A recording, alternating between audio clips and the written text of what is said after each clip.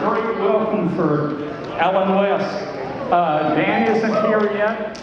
I would like to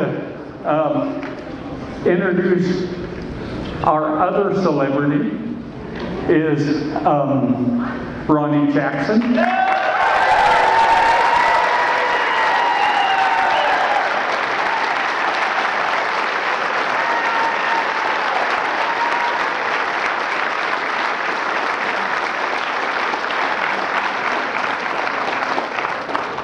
And he really isn't a celebrity yet, but Carol Procure, he is our DRCC chairman. And it wouldn't be right to not introduce Jane.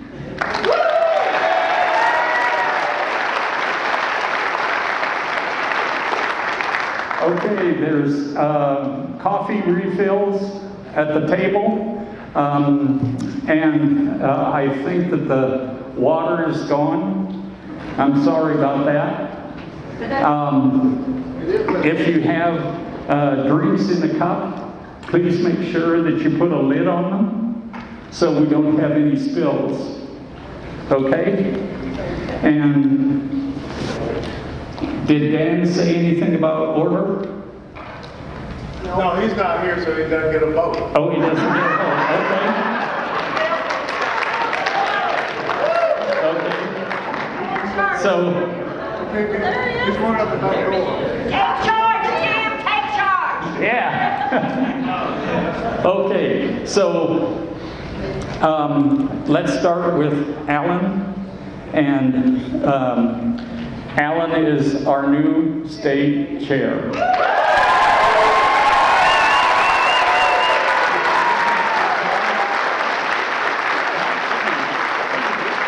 Thank you.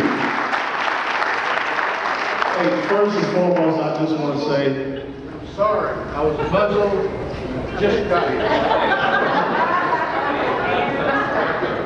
Now, y'all know, back when I was somebody in the Army,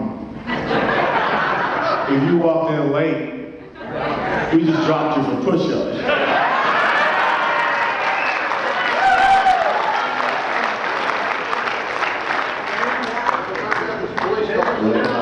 I ain't talking a lot. I'm seeing you doing that push-up.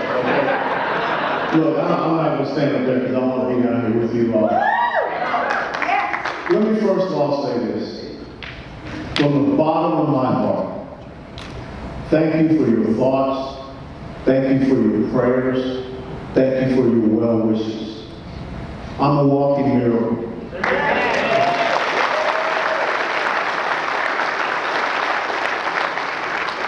People don't survive a motorcycle accident on the interstate at 75 miles per hour. And that was just 2 months ago. Amen. So to be able to stand here before you all, you know, my little chicken wing here is I'm getting range of motion back. I had, maybe shoulder surgery to reconstruct the socket bone, and I have 2 screws in there. But I'm running up to 6 miles. I'm swimming again and everything.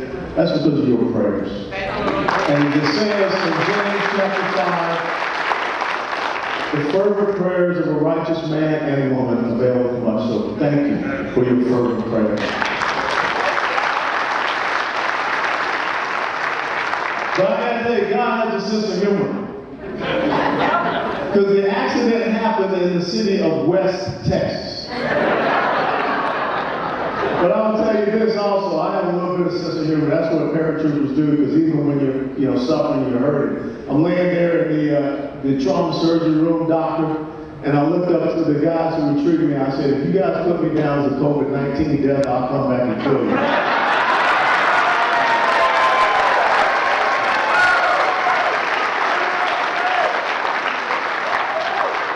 Let's talk about Texas. Let's talk about the importance of the Republican Party for Texas. We want to be relevant again. And we want to go on offense. No longer are we going to be on the defense. No longer are we going to let the other side dominate the narrative. No longer are we going to allow them to put us on the defense, and we have to react to them. When you think about the great state of Texas, and I know there's some people out there who say, well, you've only been here 6 years. You're not one of these born and raised Texans.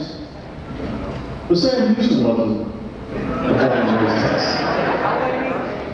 Miracle Lamar was not a born and raised Texan. William Barrett Travis wasn't. Jim Bowie wasn't. Right. Davy Crockett wasn't. Now, all 5 of those men that I just named, I was born and raised in Georgia, and I went to the University of Tennessee. All of them have a connection to the state that I was born and raised in, and of course the state where I went to college. Because there's something about Texas that when there's a fight for liberty and freedom, people come from all around the world, all around these United States of America to answer the call to arms, to answer the call to service. We had a saying in the military, and I'm sure this man back here with that first tab hat knows about it. You move to the sound of the guns. And the guns are sounding here in the great state of Texas. Barack Obama, Eric Holder, Michael Bloomberg dumping $30 million because they want the state of Texas. First of all, they want our Texas State House. The next thing is they want to take more congressional districts out of the great state of Texas. When you think about what is going on right now in the capital city of the great state of Texas, buses of Antifa protesters have showed up in our capital city. To me, that's unconscionable. To me, that's something that we should not stand for. And sadly, from what I've been told and what seems to be reported, the mayor of Austin, Texas, has told the Austin police to stand down.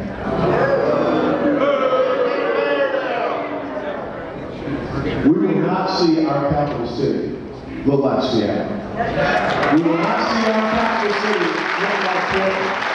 We will not see any of the major cities in the great state of Texas become the progressive socialist left examples of the failure of their policies. That's what we have to do. This is your challenge. All of y'all out here in the beautiful panhandle of Texas, we need you. If you are not at 75% turnout in this election cycle, you put this state in jeopardy. This is an all-hands moment. It's not just about getting out and registering to vote so you can vote for this great congressional candidate. It's about getting out there and voting for this great congressional candidate. This is your call to action. And not only that, I want you to go out there and find 5 people that don't think and believe as you do and get 3. And it's possible. I was just in El Paso. We got up this morning at 4 o'clock and we came here last night. There was a city councilman in El Paso that was at our event at the El Paso County GOP headquarters. He's a Democrat. Wow. Look here. He stood up there and he spoke to the crowd. And I said, I'm here to offer you an invitation to be a part of the Republican Party of Texas. And he accepted. Because he said, the Democrat Party today is not the party that reflects his principles and values. It's either this, and this is what I want all of us to understand, it's either the rule of law or it's the rule of the mob. That's right. And every single one of us should stand for the rule of law. It's either we continue to make people victors or we make people victims. It's either we stand up for economic empowerment or we believe in economic enslavement. It's either we believe in individual rights, freedoms, liberty, and sovereignty, or we believe in collective subjugation. Texas is all about the individual. Texas is all about that swagger. And when you come into this great state of Texas, there's one thing you need to do. You need to check yourself. You need to make sure you understand why you come into the great state of Texas. We have not done a good job of articulating that to many people. A lot of businesses and corporations, a lot of folks moving here to Texas from California, Illinois, New York, and New Jersey. From what I understand, most of them just continue to transit right through Amarillo on I-40, and then they show up down in Dallas, and they show up in Austin, or in Houston, San Antonio. But we got to ask them one simple question. Why are you here? That's right. If you are here because you want to be a part of this great state, and this great history, this storied history, then we welcome you. Because Texas is not just a geographical piece of land, Ronny. Texas is about something in your heart. That's right. Texas is about the state of mind.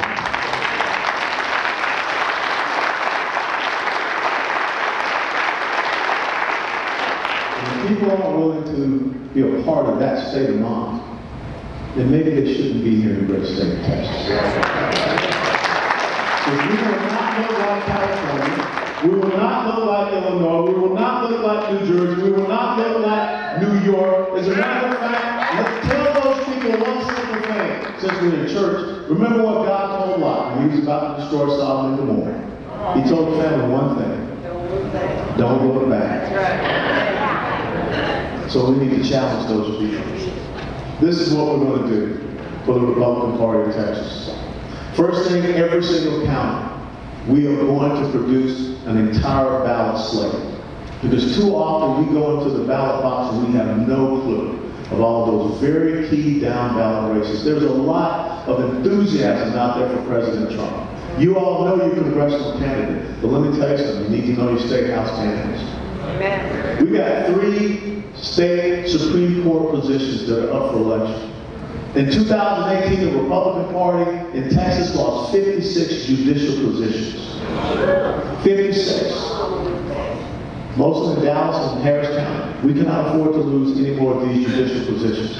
There are some places where a lot of the city council and school board positions were not voted on in March because of the COVID-19 issue, and they've been pushed onto the ballot in November.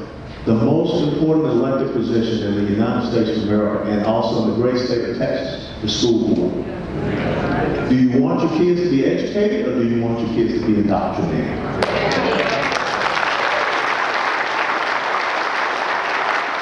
So you gotta know that complete ballot. I want to challenge you every single Monday. As your chairman, I will be putting out the chairman's message point. I want you to take that message point, I want you to get it out there and share it with everyone. The message point from this past week was Black lives always matter to the Republican Party.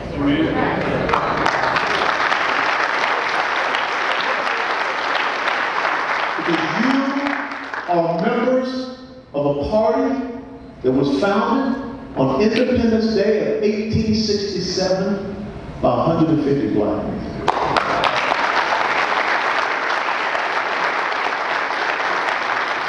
I am not the first black chairman of the Republican Party of Texas.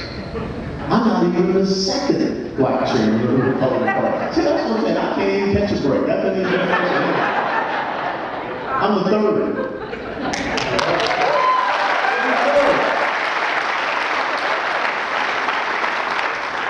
That's our history. And we do not need to be on our heels, worried about an organization that is a Marxist organization in nature.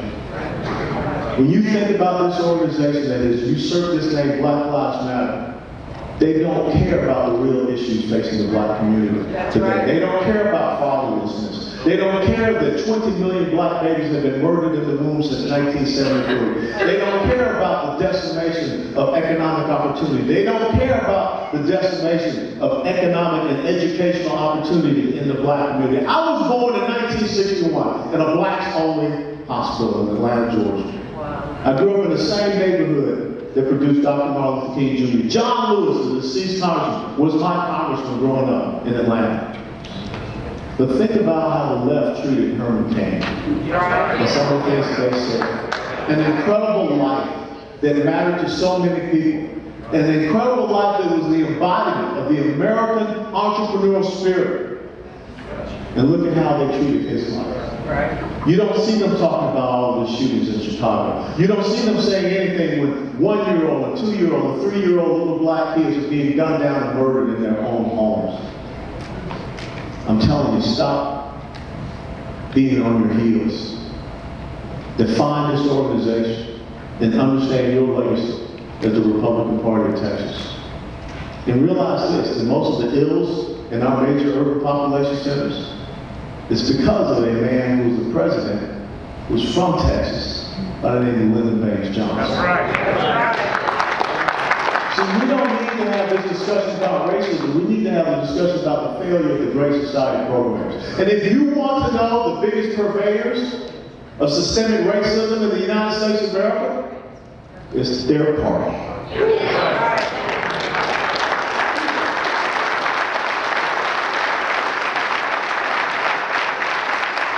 And when you go on offense, you put them on defense, and you just expose them for who they are.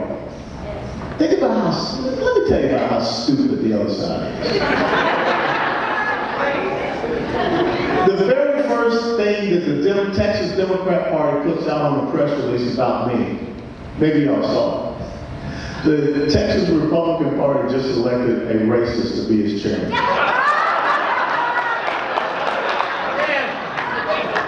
Really? I mean, that's the best you can come up with. Maybe they don't even know what I look like. And someone asked me, "Are you going to respond to that?" I said, "It's too stupid to respond to." But none of y'all are racist. Our history as Republicans is not racist. Those 150 men that founded the Republican Party of Texas, just 2 years earlier, they found out that they were free because of what 2 years earlier to that, the first Republican president did. And that was Abraham Lincoln and setting them free. That's all.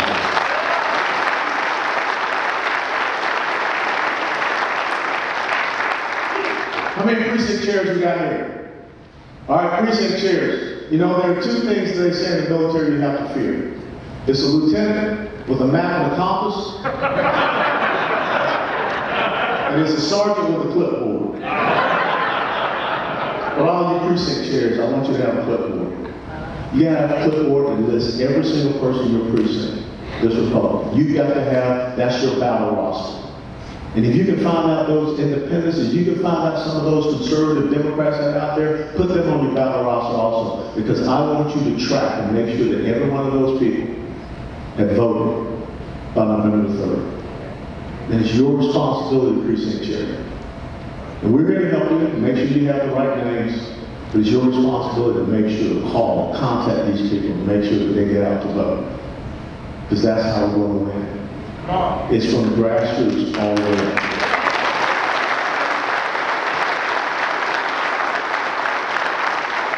Let me close out by saying this because I want to give your great congressional candidate as much time as he needs or wants. There's a quote that has become our motto for the Texas GOP. The quote is very simple. It says that the devil whispers to the warrior, "You cannot withstand the coming storm." But the warrior whispers back, "I am the storm." We are the Texas GOP, and we are the storm. God bless you all. Thank you.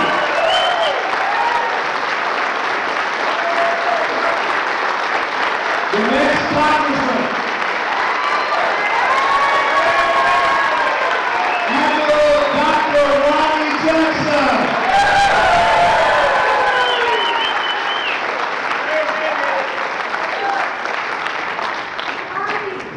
All right, hey, thank you guys.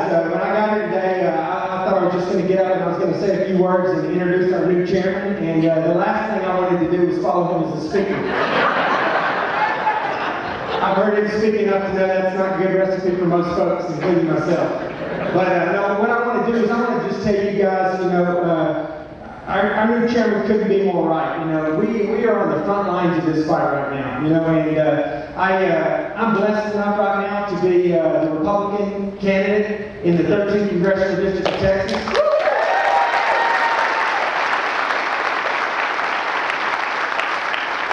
Which, by the way, is the #1 most conservative Republican district in the entire United States.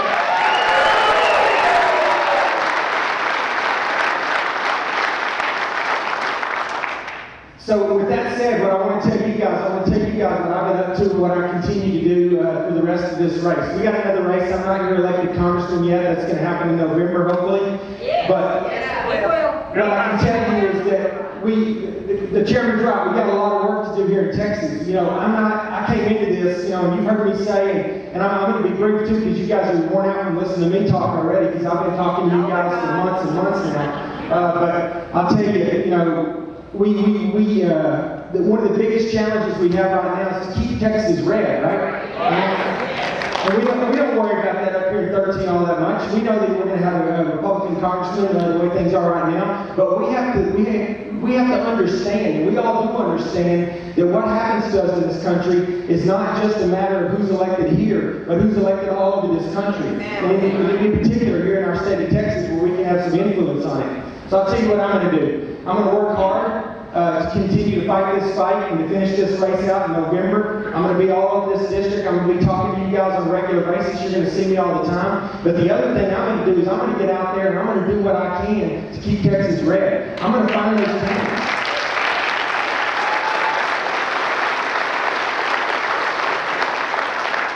We're going to work hard. I'm going to find those candidates here in Texas that are in tight races right now with the Democrats that need some help getting over the line. I'm going to get out there. I'm going to do everything I can to get the vote out for those folks. I'm going to raise money for them. I'm going to do everything I can to make sure that we get another Republican vote in the House of Representatives. And I'll tell you what.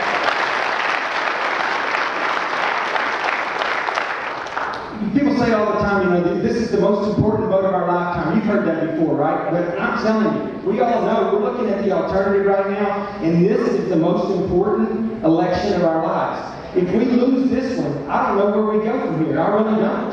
I told you guys before I got in this race because, you know, I'm disgusted with what's going on in our country. I'm disgusted. I told you, I never pictured myself saying this. It sounds kind of cliche, but I'm terrified of the future we're going to leave my kids and my grandkids. I'm worried about my kids and my grandkids. And so, I hear people, one of the more disturbing things I hear people say sometimes when you talk to them is they say, they voted for Trump, or they intend to vote for Trump if they vote, but they're just kind of like they're fatigued.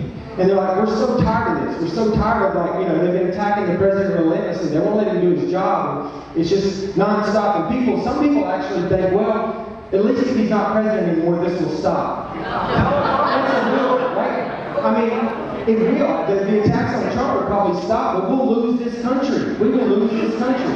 Now, I'm telling you, nobody wants it to stop more than the president does, but he's not giving up. He's in there every single day. You can see him every single day. He takes all the incoming fire that they can provide, and he gets up the next morning, and he goes back out there, and he starts over again. And we have to maintain that same level of enthusiasm. We got to get out there. We got to vote. We got to find other people that are maybe disgruntled or discouraged or whatever. We got to get them to the polls. Chairman's right. Across this country, we've got to win 75 to 80% of the vote. Here in Texas, to keep Texas where we need it to be. So I just say, there's a concerted effort. There's been an effort for a long time, to take us where we're at today.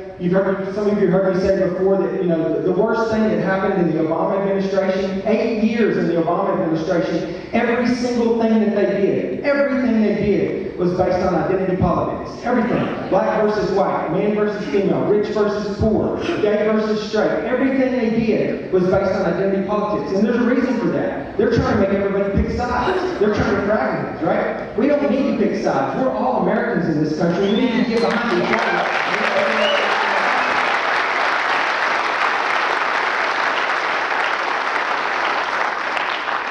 So, deep down inside, I'm not that worried about Texas. I'm not, because we got leadership, like our new chairman here, and I know it's not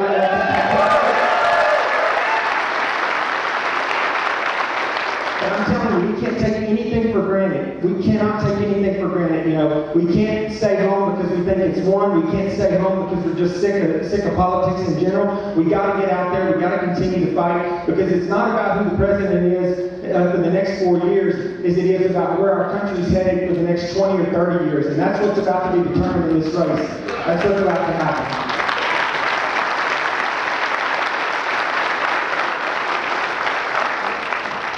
So I wanted to close by saying, I wanted to thank you guys for putting me where I'm at right now. I know a large number of you here went out and voted for me. You supported me. You campaigned for me. You got your neighbors to turn out for me. I really deeply appreciate that. Thank you for everything. I want to reach out to the ones of you that might not have voted for me. I'm going to work hard over the next few months to gain your trust and confidence. And I promise, whether you voted for me or not, if I become your congressman in November, I promise you, I'm going to make you proud. And I'm going to make you Texas proud.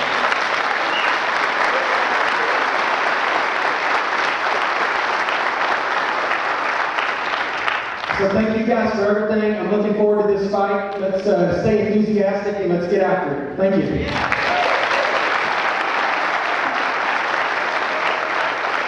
folks. Hey, listen here. The time of the circular firing squad is over. Amen. We stand together. It's team. It's unity. That's how we go forward. And so, you voted for him, you didn't vote for him, I really don't care. It's all about the red team. The red storm is showing up.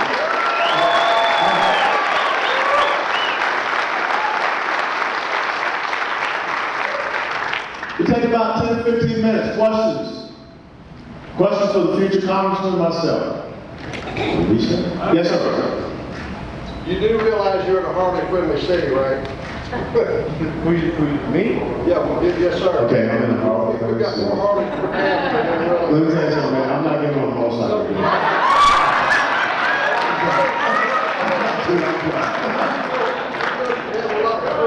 Oh, I know. Absolutely. So, thanks for coming. I will come up here in my Jeep.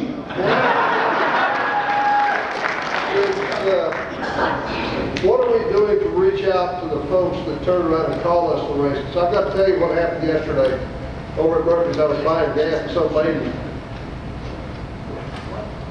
I've got to tell you, I was at Murphy's yesterday buying gas over there on the Western. Some lady over there turned around and said, "You're a Republican, you're a racist." I said, "Oh, really? Do you know the history of the party?" She goes, "I don't care because Black Lives Matter." I said, Do you know how the party started? And I told her. She said, "That's not true." I said, "Look it up." I said, "By the way, you know who the chairman of the party is?" And she called him a white racist. And I said, "You better look again." And I invited her here. Unfortunately, she had to work today, and she wanted to come to see because she looked it up and she saw you. So thank you.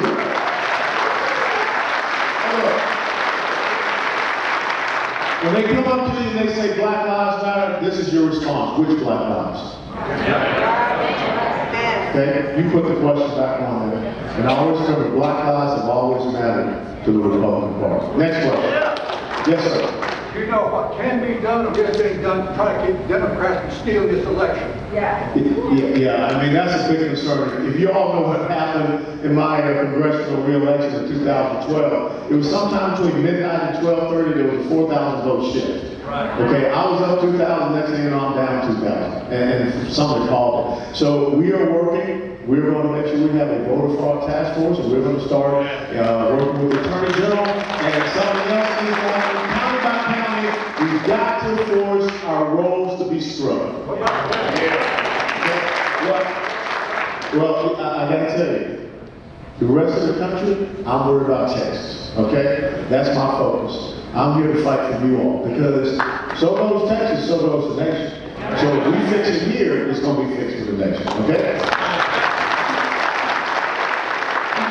I'm just going to comment on that real quick too. I think, I'm super worried about that. I really am because this whole thing, and I'm not minimizing the coronavirus here. Coronavirus is a dangerous, disease for certain populations, and we got to take it serious. So me saying this is not me minimizing, the potential effects of this virus and what it can do to a lot of folks in our community. But I will tell you, the fact that they're trying to keep this going right now, trying to keep it as hot as they can, trying to instill as much fear as they can possibly instill in folks right now. There's an agenda here. We all know that. But there's an agenda, and the agenda is to get mail-in balloting in the swing states. That's what this is all about. The Democrats don't have any objection deep down inside for our kids going back to school. They don't. And they know just as well as we do that that's not a very vulnerable population. We can do that logically, we can do that safely, and we can make that happen. But they don't want that to happen because they can't let kids go back to school and still make a case for why we have to have mail-in ballotings in the swing state. That's what this is about.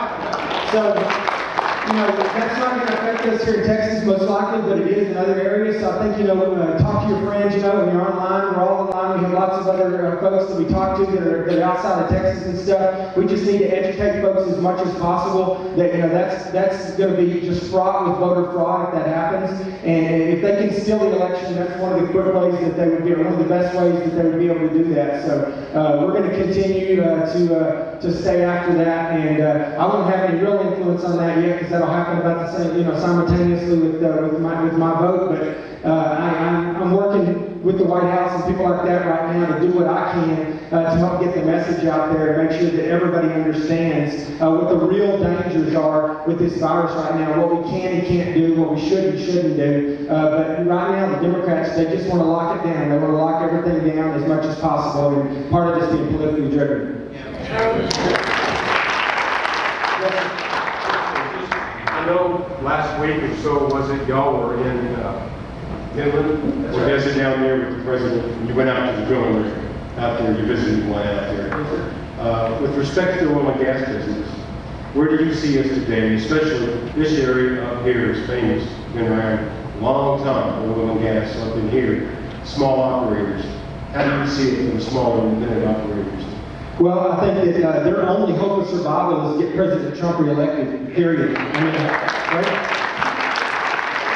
That's the first and foremost, that's what's got to happen to take care of oil and gas. He's got to get reelected. We got to, say again?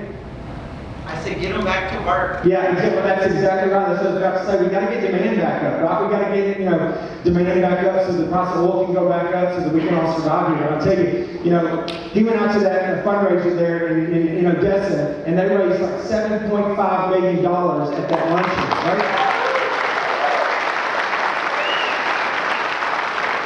That's a big deal to raise that kind of money at a luncheon like that from a community that's been devastated. I mean, the price of oil is not where they want it to be. It's not where they need it to be. They're barely paying their bills right now, and they've got to get oil back up. It's got to be much higher than $35, $40 a barrel. It's got to get up much higher than that before they become really profitable again. But I'll tell you, the reason they did that, the reason everybody went in there and dug deep in their pockets and pulled out that kind of money to support the president is because they know what's going to happen if Biden gets elected. If Biden gets elected, AOC is going to be the energy star. That's going to happen. He's already said so.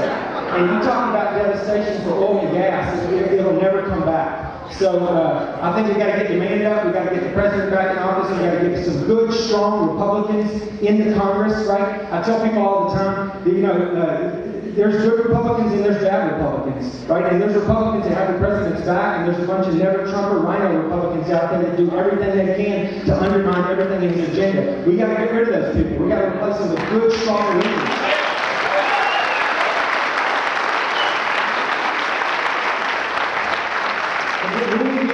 Country who have the guts and the courage to step up to the plate and say what they think despite the political pressure, despite the political correctness. I'm going to be that guy. I'm going to take a lot of heat from it. They're going to come after me. I'm sure they're going to call me all kinds of names because they already hate Ronny Jackson, but they're really going to hate Ronny Jackson in a few months.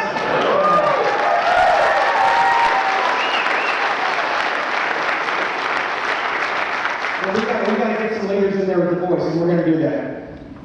These your people, you bet. Mr. West is my dad.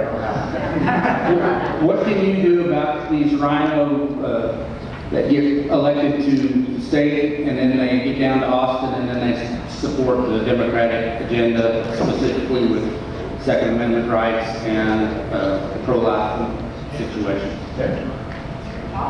Good question. I just had a conference call with the State House leadership this past week. I will be speaking to your entire State House caucus next week, and I'm just going to challenge you. Be what you say you're supposed to be.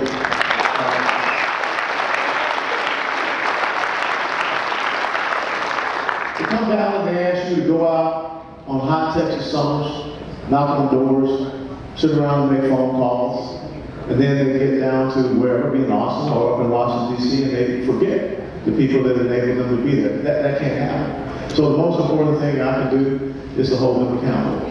I'm not one of these guys who wants to go out and embarrass people. But if it puts to that, I will. But I think the most important thing is that I'm the keeper of the platform.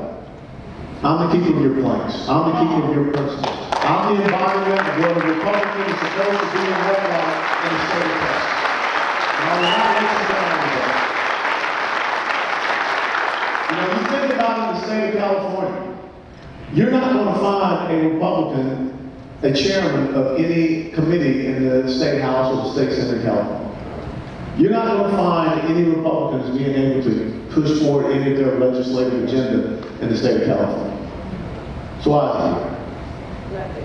think you cannot compromise You cannot appease, you cannot negotiate, you cannot acquiesce to people whose philosophy of governance is antithetical to this state and to this nation and to the oath that I took to the Constitution. So it's not going to happen on my watch. And all I'm going to say, cowboy up and cowgirl up.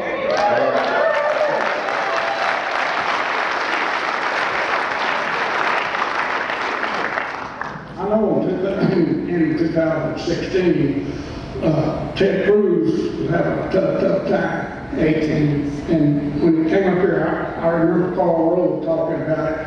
Now, the Panhandle of Texas hadn't come up with this area. When it did, he won. And thank God, all the way had better overall.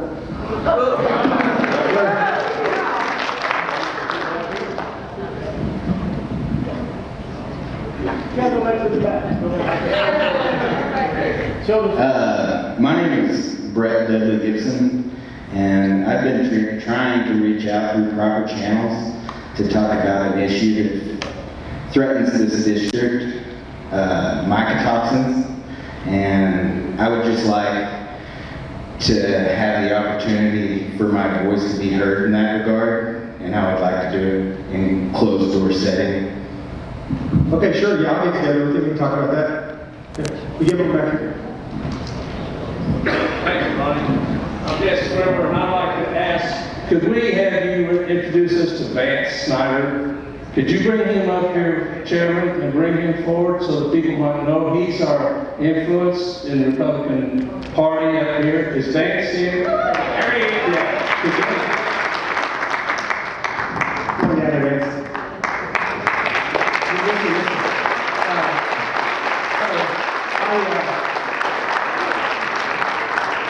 I'll introduce Vance here just briefly and let him say a few words, because this man right here, a lot of you may or may not know, may or may not remember, there were 15 of us in this race when we started for the Republican ticket, and Vance was one of my competitors. We were running against each other. But you know, once the primary was over and I was in the runoff, Vance and I got to be really good friends, and I've got a lot of respect for Vance. He's the future of our party because he's young, he's motivated, he's committed, and he's got a work ethic like you would not believe. And so,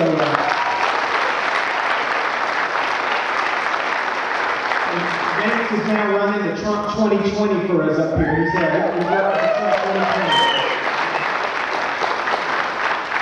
Thanks, sir. Appreciate it. So my name is Vance Snyder, and I'm actually the regional field director for Trump Victory. It's actually off the Republican Party of Texas. We work hand in hand with the Trump campaign. I'm here today to see if anybody would be motivated to volunteer for the Trump campaign. We do everything from phone banking, going out and making your own meetups, we talk about Trump, go out and do all kinds of different things, phone calls, go out and do door knocking. We also do stuff where we do voter registration because we know that if you actually look back in the March primary, we only had about 10% of the registered voters show up and vote in our congressional district. The runoff 2 weeks ago, we had 6% show up, maybe about 7%. And you know, I know COVID's a big deal, but we need to go out there and encourage people to go out and go vote. And we're trying to get people registered to vote who don't. A lot of things that we ran across in our campaign was, am I registered to vote? How do I register to vote? I thought you did that with your driver's license. And we need to get people to be voter deputy registrars and go out and go get conservative trafficked areas such as your local church, go out to Second Amendment events such as like gun shows, gun ranges, pro-life events, any of these number of items so we can increase that voter turnout. There's a number of young people that they don't take them to register to vote in high school anymore. They need to go out and they don't even know how to register to vote. That's a huge question. So we need to encourage people to go out and go vote, just like Colonel West said earlier that we need to go out and we're out to reach 5 people and get them into the Republican Party and make sure we can guide them in the right direction through the right channels so they can go out and vote.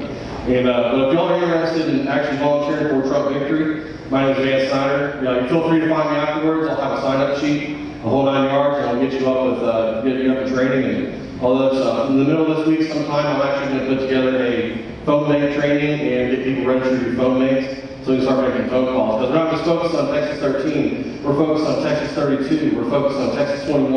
All these different ones that Ronnie was talking about earlier where we have a lot of Democrats highly contested, and we need to push the Democrats out and start getting the Republicans in there.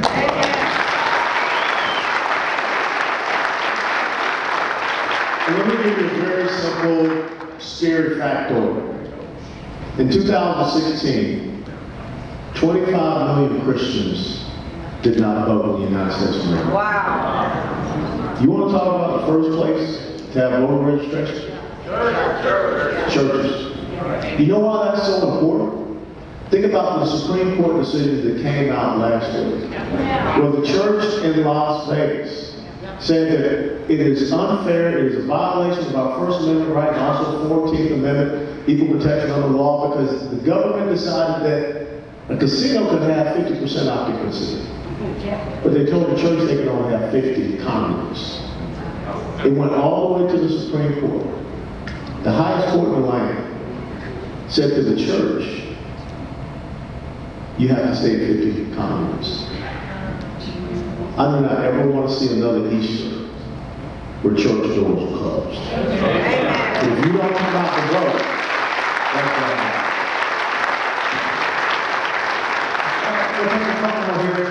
What do you got? Sir, you said that when you get up there in November, you're going to make us proud. I just want to let you know, we're already proud.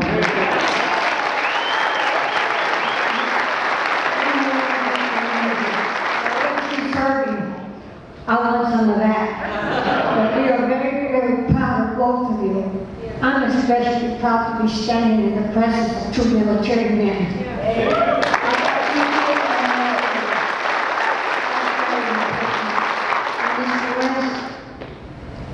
Lieutenant Colonel, I'm a Navy wife, so I always call him by your title. I still haven't figured out whether to call him Admiral or Doctor.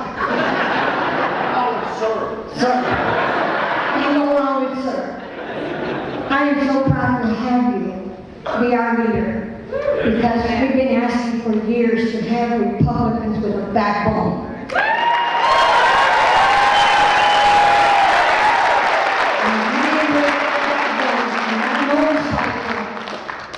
We're going to need that strong backbone to go against the Democrats.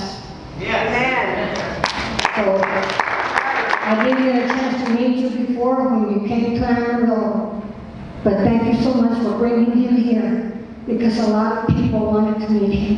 Thank you so very much for both of you.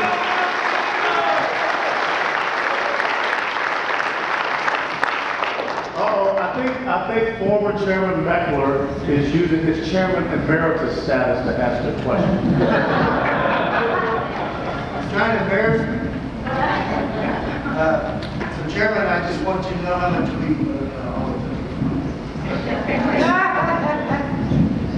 Ma'am, I will tell you something. If you notice, the good doctor does need a better haircut.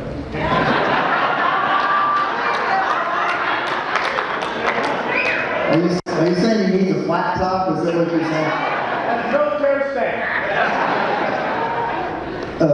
So Lieutenant Colonel West, I just want you to know how proud we are of you. We're so grateful that you are willing to put your name out there and to be our chairman. But we're grateful to God that He enabled that to be a possibility. And so we just want to say thank you. You are always welcome in Amarillo and West Texas.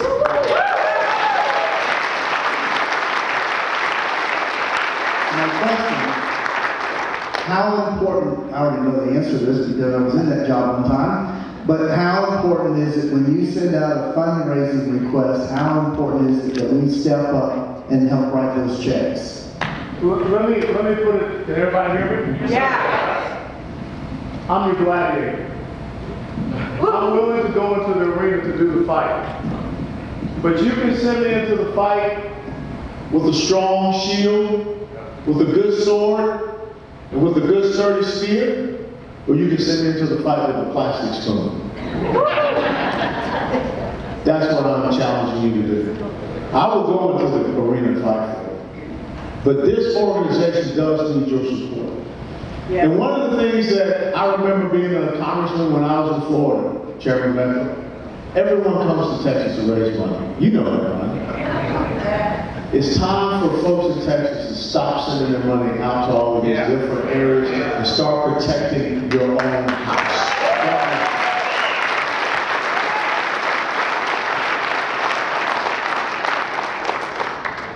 All right, right, Judy.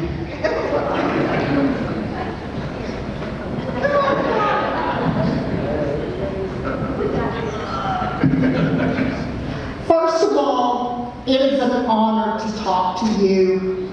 To have you lead the Red Storm gives me hope for the future. Amen. As an educator, I have seen us turn education over to the Democrats, and they have destroyed it. I have seen us turn the legal system over to the Democrats, not as much in Texas as some other places, but they have destroyed it. And now, after what I saw go on in Houston to try to disrupt the Republican Party, and I look at what's going on in Dallas and San Antonio and all of our urban areas, we have got to talk to our kids. They know nothing about the history of the Republican Party. I don't know whether we need talking points like the Democrats to where every Republican is saying, black people helped establish the Republican Party.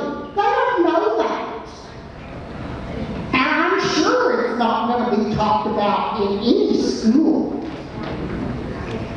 So, I don't know how we get the word out, whether you need to give us talking points, whether you need to put us on a bus and do door knocking in Dallas and San Antonio and Houston. Whatever we can do, this area is still strong Republican, and we've got to make sure that we keep the rest of the state. Amen.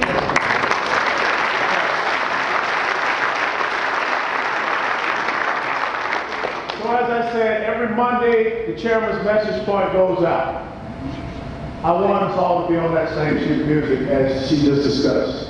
And as you just did when the lady confronted you, you talked about our history. It's out there for each and every one of us. All I need you to do is to first and foremost, you have to be educated and understand. So when you run into these people out there, you have to be able to say these things. All of you have email lists. All of you have Facebook lists and things of this nature. Stop sending and sharing all the pictures about the cat playing the piano. Because the cat ain't going to save Texas. Start pushing out our points. Start pushing out our history. And yes, I would love to see a contingent of people from up here in Potter County, up here in the Panhandle, to come down and argue with the folks down in Dallas County. But you know something that is really disturbing? The mayoral race of Dallas had an 8% turnout. Oh my gosh. That's terrible. Which is the same as the San Antonio mayoral race. We just need to just get up and come out. That's the bottom line. This is what I believe. I believe that in this election cycle in the state of Texas, we can and we will win 20 to 25% in the black community and 45% in the Hispanic community. Why? Because we're going to engage and we're going to talk about our shared principles and values. That's what I need you to do. You've got to get outside of your comfort zone. You've got to get outside of your own little echo chamber. And when people call you names, the heck with that. I've been called racist, Uncle Tom, Oreo, sellout, white man's porch monkey, house N-word. Do you think I care? Because if you are calling me a name, that means I'm winning the intellectual debate. Now,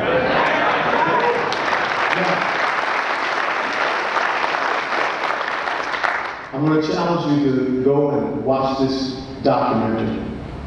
And the documentary has my dear friend who just lost his life, Herman Cain. Yeah. It's called Uncle Tom. It's a powerful documentary. And you want to talk about how to educate yourself and understand how you can then have all the points, all the history. UncleTom.com. Watch that movie, and it will change your life. It can change the narrative in the United States of America.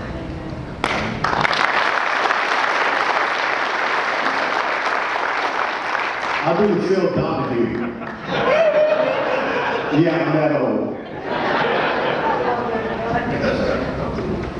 Yes, so this is actually a question for you, Colonel West. I'm retired Navy, and in my 20s, I'm not. Go Navy, beat Army. Anyway. Just hold me.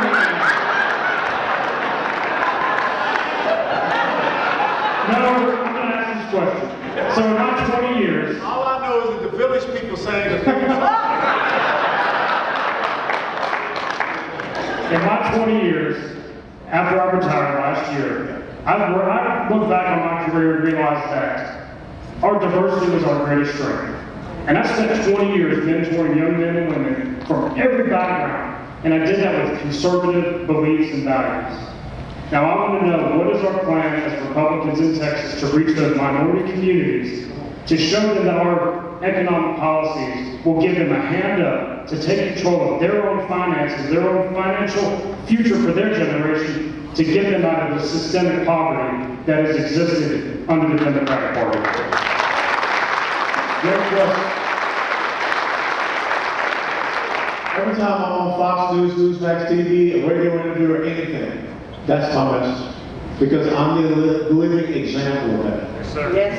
You know, a kid born in a blacks-only hospital in 1961 to be the chairman of the largest red state Republican Party. That's it. And so I just have to live it. Now, here's my challenge to you all. Republican women's clubs? Yep. Republican women? Yeah. Okay? After school reading programs for minority kids. Amen. Churches. When I was growing up in Atlanta, 4th Street United Methodist Church, when I went to church, we had a partnership with the white United Methodist Church out in Decatur. Sometimes they came to our church and did services, sometimes we went out there. Guess what happens after church services? What do good church-going people do after church? They eat. Okay? And when they eat, when they finish chewing, they start to talk. And they break down the boundaries. This church right here where we're standing, who are they partnering with? I don't know. See? That's how you do it. No, I want to know what black church, what Hispanic church are you partnering with? So that you break down these barriers, you break down these boundaries, you show that we're all the same. Sunday, tomorrow, should not be one of the most segregated days in the United States of America.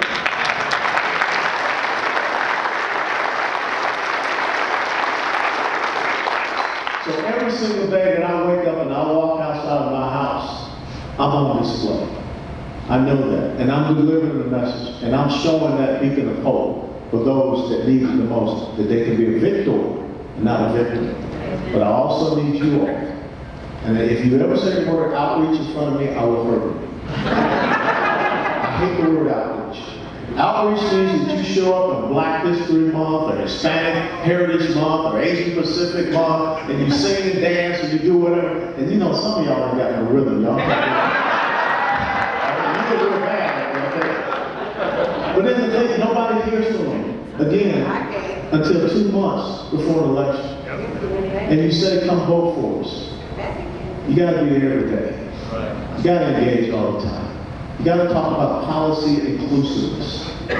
Think about the last State of the Union address that President Trump did, where he recognized that Tuskegee Airman, where he recognized that young black man who had suffered from PTSD, but he got himself back on track because of economic opportunity zones, when he recognized the little 9-year-old girl from Philadelphia, single parent home, but he gave her an education scholarship right down the spot.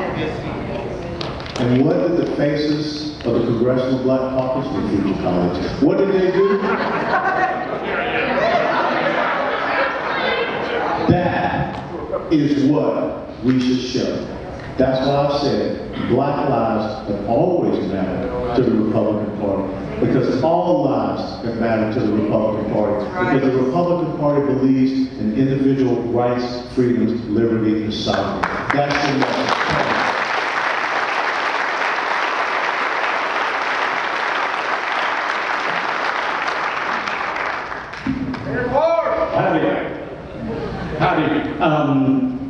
One of the things that the Randall County Republican Party is doing is that we have started a scholarship fund for AC and WT, If you see your way fit, you can donate to that. We have enough money to do two small scholarships, one at each college, but we cannot even get on campus at AC.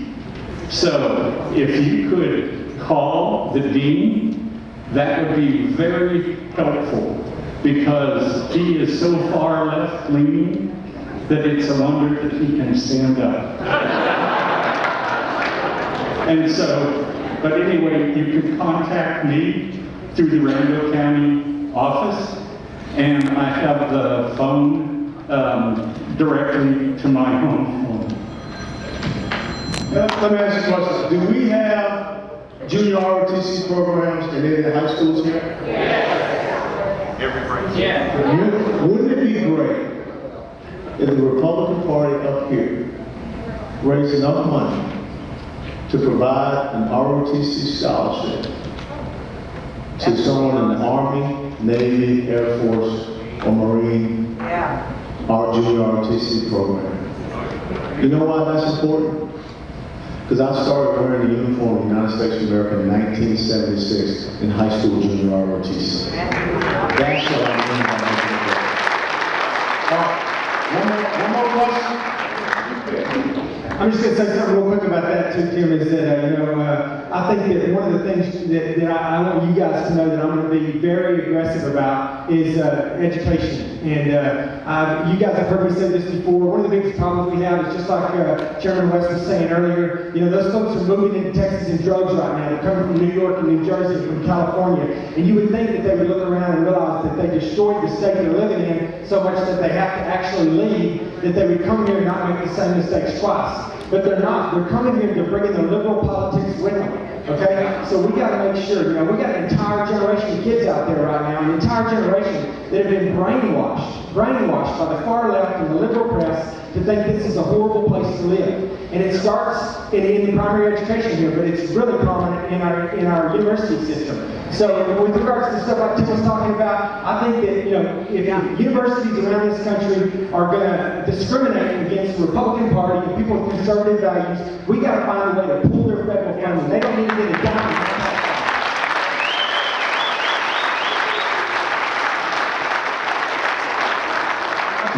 I love teachers. Our teachers don't get paid enough. They don't get enough appreciation. We don't put enough emphasis on how important our teachers are. But one of the worst public unions in this entire country is the teachers union. We have got to fix it. I'll tell you, I'm going to be adamant that when I get up there, I'm going to still make the case to get rid of the Department of Education.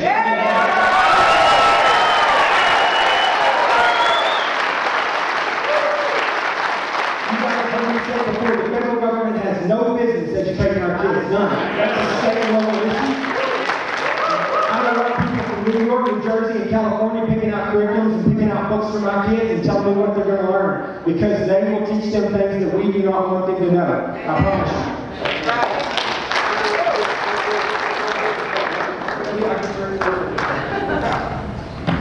I'd like to emphasize on the point. If we don't take our education system back over, Democrats planned this years ago, and they got their policy, and this is what we have now. If we don't take it back over and start teaching meaningful things, and one of the most, in my mind, is history. You've got to teach history. And history covers the amendments. It covers how they got there, how they started. It teaches kids respect, how people were brought up in the world. And to respect other people, that goes right along with the churches, religion, you name it, history. I don't even think they teach it anymore. One of my favorite subjects was Texas history. And I'm sure all you people that are those lines, you've been there, you know, there was just as many Hispanics fought at the Alamo as there was black people. That's the truth. Probably a lot of them. So, I'm just saying. I challenge you people try to get our education system back in the hands of people that love it. Yes, sir. Yes, sir. Well, I'm retired from the prison system in the state of Texas, and also now, as a retired person, I substitute teach. So I particularly love junior high. And Republicans of Gray County, there's a whole second pew over there. We have decided, we put on our agenda that since I substituted junior high, I noticed we don't have civics class. And I grew up in White River, a small town where we had civics and all that. And I remember boy state, girl state, you learn how to vote, you learn how to vote gets written, you learn how everything happens. And our kids don't know how that happens either. So we're going to work, part of our Gray County effort is to try to encourage our school systems. We have government in high school, but we want to get civics maybe in junior high. So we can start teaching kids how the world runs, how America runs, how we operate, how you got here, how you got here. I mean, we spent 6 days a couple of weeks ago on a computer trying to get you elected. And, it was worth it. It was worth it, Great, definitely worth it. Where's Tim? Who's calling? Who's telling us when we have to stop? I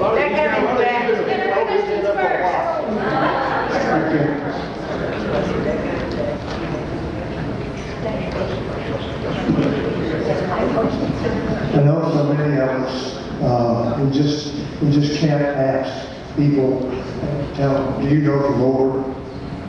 Amen. Here's how you can meet the Lord. I'm telling you, the second most important question to that question is about education, about what the Democrats really believe relative to Jesus Christ our Lord. I'm telling you, I'm reading a book that would just blow you away. So that's all there is about that. And it's taken me a while to read it. It's not that long. Yes, sir. Yes, sir. I agree with you. They got an agenda. They sure do. Thank you so much. I would like everyone to know that I am a pro-life, pro-Constitution Republican, and I'm also a public educator. And there are many, many others of us out there. Most educators that you meet attend church on Sundays, believe the gospel, and love the children they serve. The majority of the educators, especially in this area, they love the Lord, and they love their neighbors, and they love our country, and they love our Constitution. Now, if you looked at a Republican platform, you wouldn't know that, because it only addresses people who support abortion and teach gay marriage. Our Republican platform has planks on it that speaks against our Texas teachers, and they paint us to be something we are not. We are Republican. We are conservative. We do not choose our curriculum. Our legislators do it, and they do it through the STAR test. I was amazed whenever I looked at a plank in the Republican Party that said that we will make sure that children speak English in 1 year, that they're reading on level. Well, why are we not supporting the laws where people come over legally? Why is that raining on the teacher? Why is all the blame all coming back on educators? We want to have a free America as much as everyone else. Protect our educators. Let us teach history. Change the STAR test. Make it to where we have to identify different heroes and to know our history. The only thing that is taught is what is tested. Take out Common Core, which is in the STAR test. We're conservative, but most teachers will vote with Democrats because of the way they're spoken of by this party. Reach out to teachers. We're conservative. And glad to go here.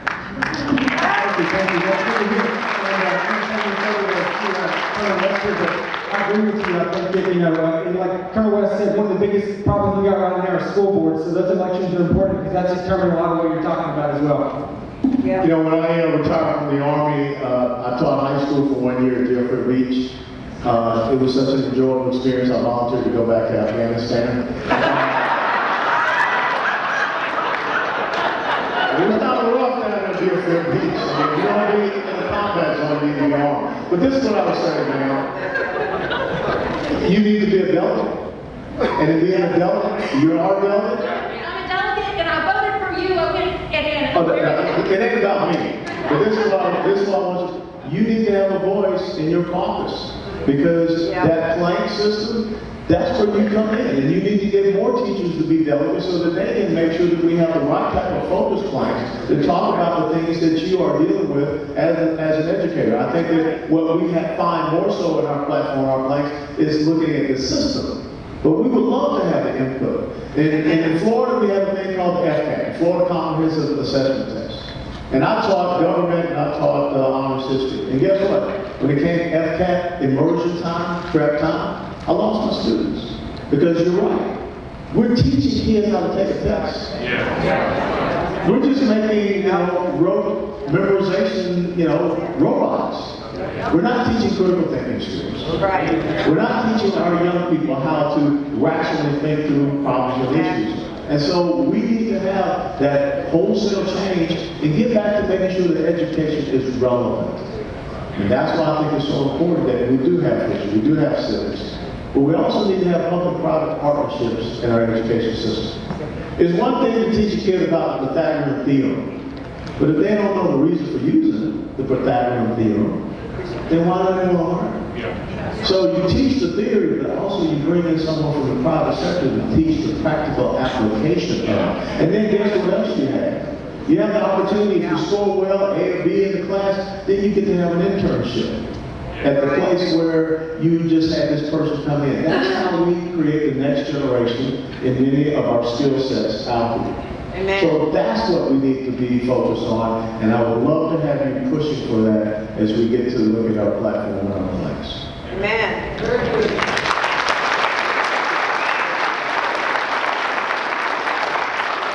What time is stop time? I don't know. I don't want to, cut it to your Saturday.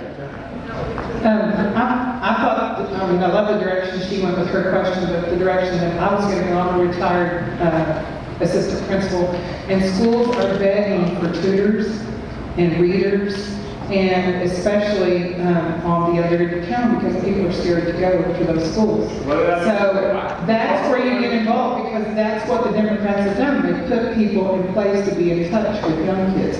I can't sit home and say, you need to be a Republican. I need to go show them what it is to be a Republican, not sit at home. And I need to get out and work in the community. That's the big difference to me that I see.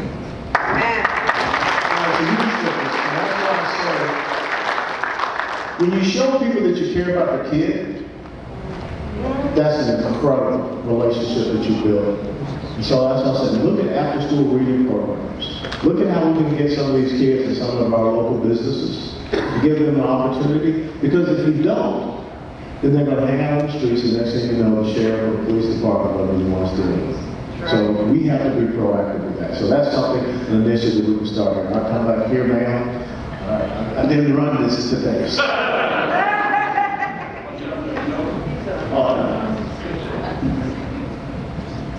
This is really dear to me. I minister out at the prison 14 weeks, twice a year. Not only am I out there, but I have a son that's incarcerated, and I just want to know what we can do better to, when they get out, being able to be successful, because the way it is now, they drop you out, there's no job, no car, a lot of them turn back because they don't have anywhere to go. I'm just really wondering what kind of plan you might have for that. All right, we run that to the Admiral.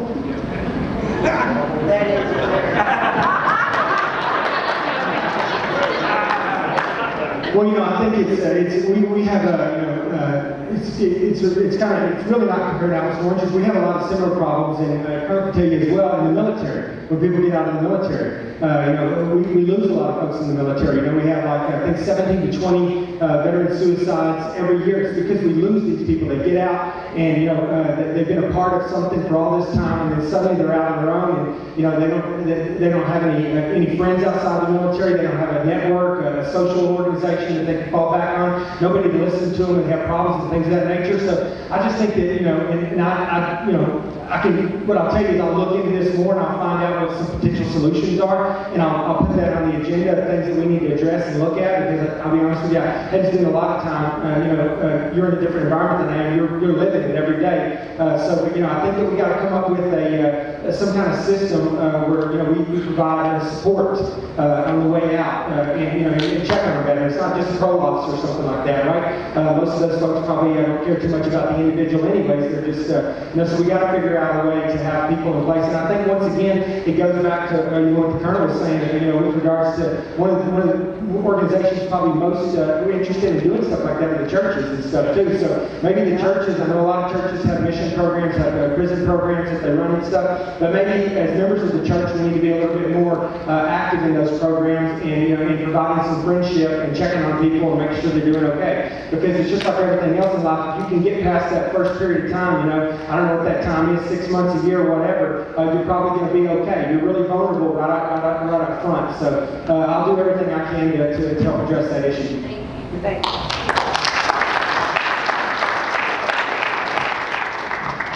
I use my loud voice. If we can survive Walmart, we can survive in-person voting.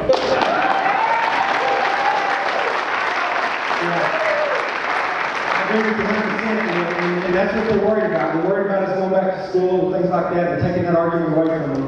But yes, sir. All right. I can just use my voice. Okay. I just want your opinion of what we can do. I'm ready to go back on that. It seems like our governor is just let us. Okay, I guess I gotta take this one. I saw that one say, there's a way.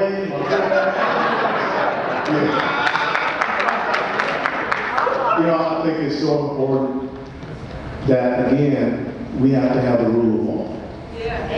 First of all, no elected official has the enumerated power to decide who and what is essential.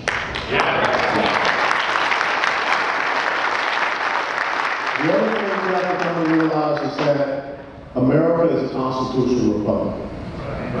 We do not operate under a constitutional monarchy. Therefore, executive orders, mandates, edicts, and rules and things of this nature, decrees, that's not how we live. Now, when you look at the Texas Constitution, it says you have X amount of days where you can do these emergency type of actions. But then you're supposed to be able to bring in the legislature, which are the elected representatives of the people. And I think, since we don't teach civics, there's some adults that need to be taught civics, not just the kids. Because what concerns me so much as I travel around the state of Texas is how easy it has been to get us to surrender.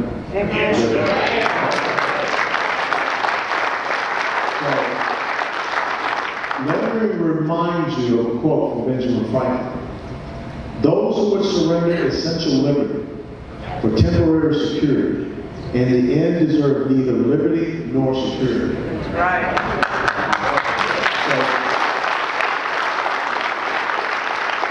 It's about us standing up and contacting our legislators, especially the State House and the State Senate, to say, do your job. You're supposed to be legislative. You're not supposed to allow us to be ruled over. We're supposed to be governed. So I think that's the message that we have to send in the state of Texas. Couple more questions, then we'll wrap her up. And as soon as I say that, everybody raise their hand. So now you're going to make me into the bad guy, huh? All right, right here, man. Oh, yes, you want me to do that. Your family already has a question. She has a better question, sir. All right. Mine's more of a comment for the rest of y'all. Some of y'all might know me, and if not, that's okay. I teach here at Amarillo. I teach U.S. government, so I get juniors and I get seniors. And the vast majority of work at Amarillo ISD is done with Google Classroom or some new software they're introducing called Canva. So while we're talking about education and liberals getting up on their soapbox in the classroom, obviously, I'm on the right side of things here, right? You know, y'all can log into that Google Classroom and that Canva and all those other things, and you can see what kinds of stuff your teachers are assigning to your kids and what kind of work is getting done, right? So if you have somebody using their soapbox as a classroom to preach things that you as an American citizen don't appreciate, get involved and go to those school board meetings and make your voice heard.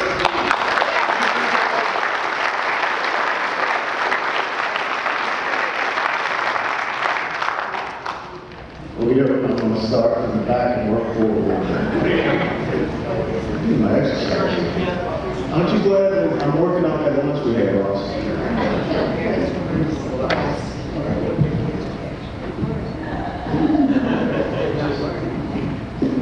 Your husband's a Marine, right? Do not allow him to have crayons.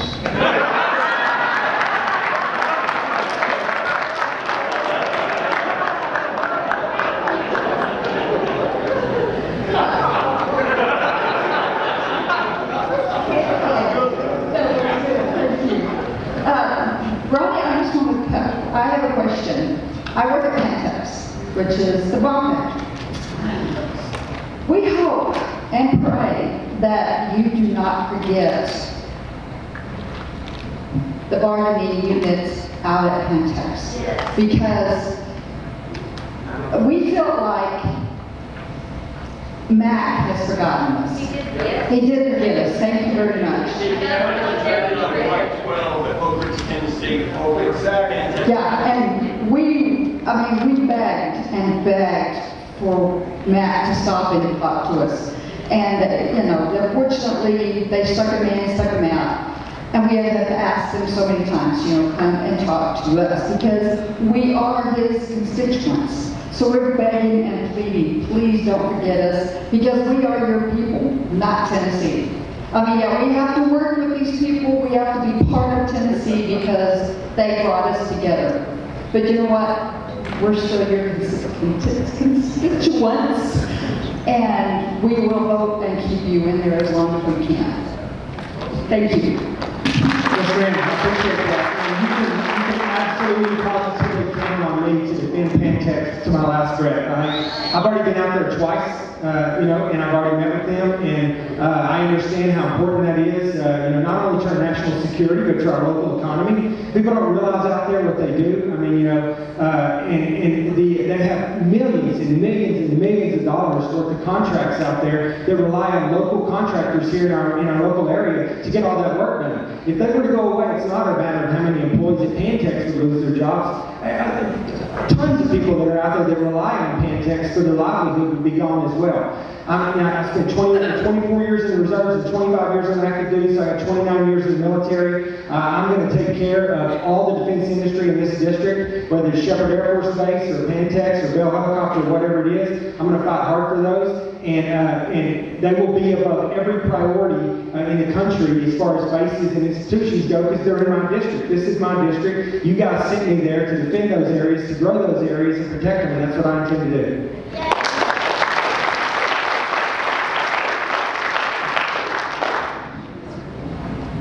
My name is Rick Stolper, and we met a few weeks ago, sir. My question is this, a comment, I guess. I'm a 43-year veteran law enforcement officer, and I'd like to point out that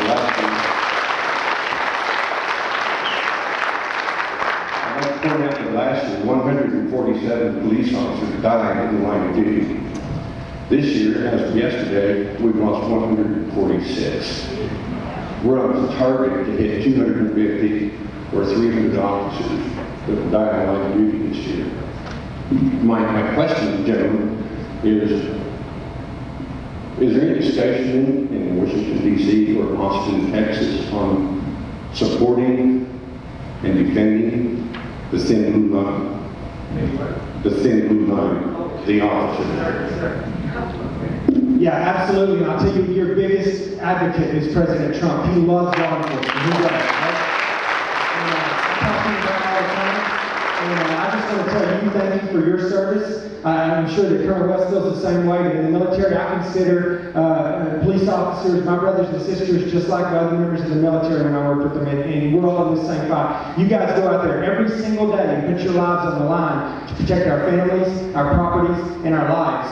And for the last 10 to 20 years, the police in this country have not got the respect that they deserve. They've been disrespected. We don't see it that much here in the 13th Congressional District. We're still pretty good to our law enforcement here. We appreciate what they do, and we thank them for what they do. But that's not the case all over this country. And so I think that you will not find a bigger supporter of law enforcement than Ronny Jackson. I will be behind you all the way, and I appreciate what you do, and I'm sure Colonel West said this, sir. The most dangerous state in this country to work in is the state of Texas. As a law enforcement officer? I didn't know that. Yeah, and why is that? Just the larger, easy truckers, I guess. Yeah, yeah. No, I think it's just because of the culture that we're dealing with and with everything that we've been actually dealing with for the last 12 years. The numbers recently risen, and the kind of culture and folks that we're dealing with. Because here in Texas, it's not just like Antifa or anarchists or people like that. We have a southern border of drugs and Yeah, that's a good point. Yeah, the comment was that this is one of the most dangerous states to work in as a police officer, and I asked why. And they deal with all the other stuff that police officers all the rest of the country deal with, but they also deal with a lot of issues that are unique to our southern border and some of the crime that we have there. So that's a good point. But yeah, I think that if we get President Trump back into office, which we will, and we get a lot of good, strong Republicans in there, we're gonna reclaim law and order in this country. We're gonna prop our police back up to where they need to be. I cannot agree anymore. When my older brother got back from Vietnam, he was a Marine. Charlie, first battalion, 26 Marine, he wanted to take on. He wanted to be an Atlanta police officer. And I remember the pride that I had when my brother graduated and he came up the first day up Kennesaw Avenue in the squad car. Back at once upon a time, we taught respect for our law enforcement officers. You may have bad police, you may have bad soldiers, bad Marines, bad soldiers, but you don't demonize an entire profession. If we don't stand for the rule of law, it means we support those people that defend the rule of law and order on our streets every day. And that's why in our platform, in our place, we support the thin blue line. We will continue to do that. And let me tell you something that just happened this past week. It's very rare, because I was once a congressman in Florida. The Police Benevolence Association, the large police union in Florida, supported President Trump. Okay? Because our law enforcement officers see who is willing to stand with them. With all of this violence that's going on our streets, what do you hear the other side saying? Gerald Nadler, sadly one of your future colleagues, Gerald Nadler has said that Antifa is just a myth. The mayor of Portland has come out and said that this whole thing is the fault of federal agents. They're calling our federal agents stormtroopers, Gestapo, and stormtroopers, Gestapo, and secret police. Yeah. Well, these are the same federal agents that were there when Barack Obama was president. I mean, they're a magic wand, just all of a sudden make them into that. So I think that what we're seeing is something incredible. Just recently here, Seattle, a vehicle with explosives was driven into a building and detonated. What did the mayor of Seattle say? It's President Trump's fault. Our law enforcement officers need to understand we support the thin blue line. But just the same as we and Barrett Travis do a line in the sand, which side of that line will our police officers stand on? And so we want them to stand on our side of that line because we stand for law and order. So God bless you.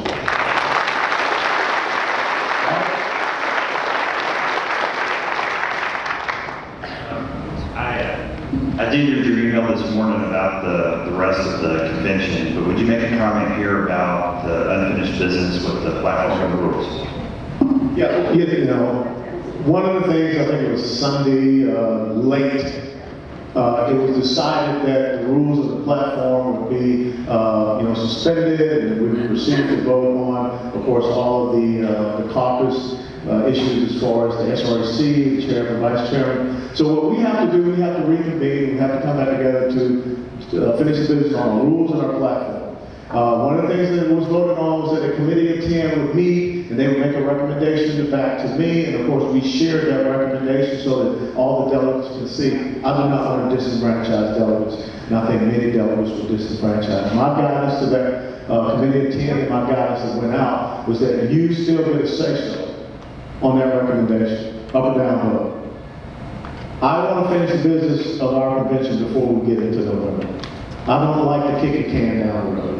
And I think that the proper thing is for us to decide on our rules, decide on our platform, and therefore we can go forward. Now, if you accept what the Committee of 10 has recommended, that it will be decided pretty much so through the SREC, 18 to 19 September, you can vote up. If you vote this recommendation down, what I would like to recommend is that we do this in person, we break it down regionally, and we bring SBs together, and we do our rules, we do our platform. Because I think that we can get it resolved. And we'll take care of it one day. We'll start at 0, 900, and we go till we drop. Okay? Amen. Okay? Handle, ladies? Yes. All right. If I don't do the handle, I'll get in trouble. Hello, I am from Gregg County Republican Party. As one of our delegates said, we spent 6 days in a room as delegates. What I would like to ask is, can we never have a Republican convention in a city that is run by a Democratic mayor?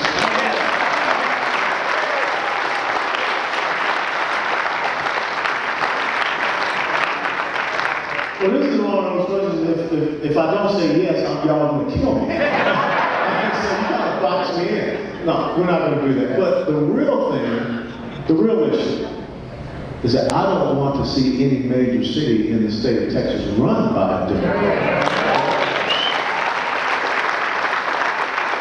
You never allow your opponent to have the high ground over you. That's a huge strategic, operational, and tactical mistake. I will not make that mistake again. Just the same as I'm not getting on a motorcycle again because it hurts. So we're not going to allow these guys to do that to us ever again. Okay? This is Texas. Texas is Republican. And we're going to send a message to them. You don't dictate to us. Amen. All right. All right. Another Tampa. I'm the chairman from Gregg County. Hello, Ronny. How are you? I just want to commend our area caucuses, because when all of the things were going on at the major convention, our caucus people carried through the vote and got our people elected. And this is my first year, so it's all new. And I'm very proud of everyone that was a part of our CD and our SD caucuses, because we got our people elected and did it without crashing everything.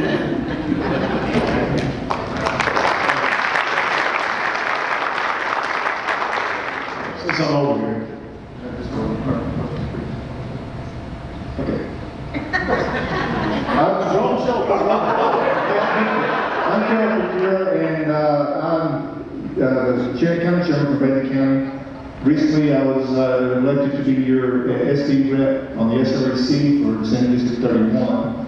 And this morning, talking about the letter that we all got, there are some of my counterparts that did say that some of them were not getting that letter. So if there's any of you that are delegates or alternates, and you did not get that email this morning from Colonel West, please get with me, and so that I can get your email, so that we can make sure that you get that letter and that you get notified, so that you can vote on the rules. And also, I want to take a little personal privilege, and also on the TRCCA, and I represent the upper panhandle, the 35 counties from Lady County over to Will Barker and everything above. And I want to take a moment to recognize if there's any county chairman in here. I know there's some, but Dan Rogers, Ann Franklin, Diana Hoover is here, and Tim Ravel.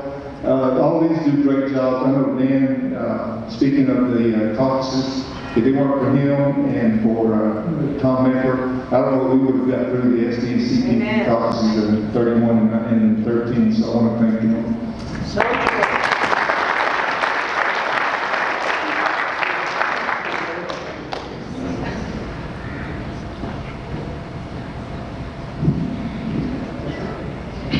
Just a point of information to the lady back there who has a family member in prison. There is a program operating here in the Panhandle that I think originated from Florida, and it's called Kairos, and it helps people in prison hear the Word of God, the hope that Christ gives them, and the opportunity to connect with people when they leave prison. And I think that's something that we need to promote more, and it needs to be available to everybody. It's a great program. Thank you. Thank you, sir. Yes, sir. There's also a program for women, it's called Patsy's House. Okay. And it's for women coming out of prison, so. Okay, that sounds great. Thank you. But here is a question.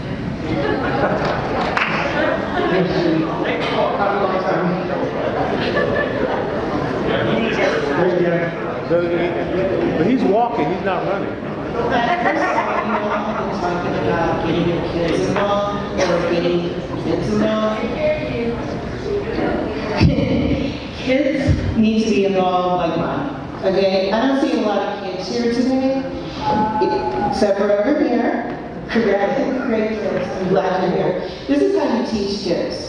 I drive these kids to tons of things. We were members of Concerned Veterans for America, and we would go and call, and she would always say, thank you to all the Congress and senators. This one over here studies the military like nobody's business. He too, along with Lieutenant Colonel West, was very upset when the 45th Regiment was messed up. 54. Yes, I'm sorry, 54. He was upset beyond words. I mean, he was mad, and he's along with you. But first of all, we need to get our kids involved by bringing them to stuff like this. We need to get kids involved by taking them to events that lets them know where they got their freedom from. My family comes from a military family, which Ronny is my cousin. But the thing of it is if we don't teach them at home too, we're expecting all the schools to teach them. We don't need to be expecting all the kids to learn from the teachers, because that's just not something that always happens. But the thing of it is we need to teach them at home. It starts at home. You're talking to me. Your point is well taken. Okay? But here's what I want to tell you. Everybody here, I think it's fantastic. We congratulate Colonel West and Admiral Jackson. But anyway, but let me congratulate the business owners and the people that are paying the taxes that are paying for their service, okay? That's you. You are the people that make America work, okay? It's not them. They do it for you. If you weren't there, they couldn't do it, okay? So we're going to wrap this up, and I want to thank Colonel West and Admiral Jackson for being here, and thank you so much for coming out today.